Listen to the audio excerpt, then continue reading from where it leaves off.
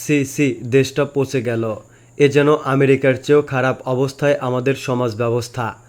সম্পর্কে ভাগ্নির সঙ্গে প্রাইভেট পড়ানোর নাম করে প্রেমের সম্পর্ক, এরপর 9 মাস প্রবাসীর মেয়েকে বউ বানিয়ে রাত্রিযাপন, কালো বলে ভালো না লাগায় আবারও বিয়ে, সেই বউ চলে যাওয়ায় আবার 8-এ পড়া ভাগ্নির সঙ্গেই অনৈতিক সম্পর্ক।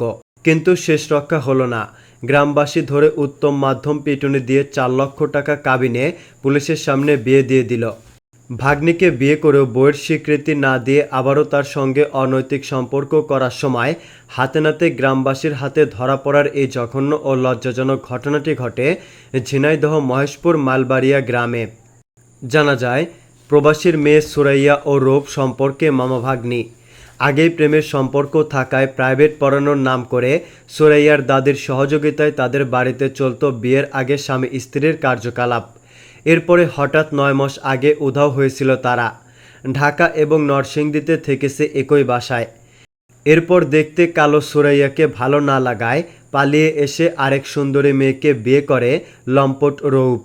কিন্তু ঘটনা জানার পরে সুরাইয়া এসে বউয়ের দাবি করলে সে অস্বীকার করে।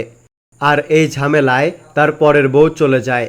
আর অবশেষে দাদির ঘর থেকে অনৈতিক অবস্থায় ধরে এনে তাদের বিয়ে দেয় গ্রামবাসী। দর্শক, বিষয়টি নিয়ে আপনার মূল্যবান মতামত অবশ্যই কমেন্ট বক্সে লিখে জানাবেন। আর চ্যানেলটি অবশ্যই সাবস্ক্রাইব করবেন। আল্লাহ হাফেজ।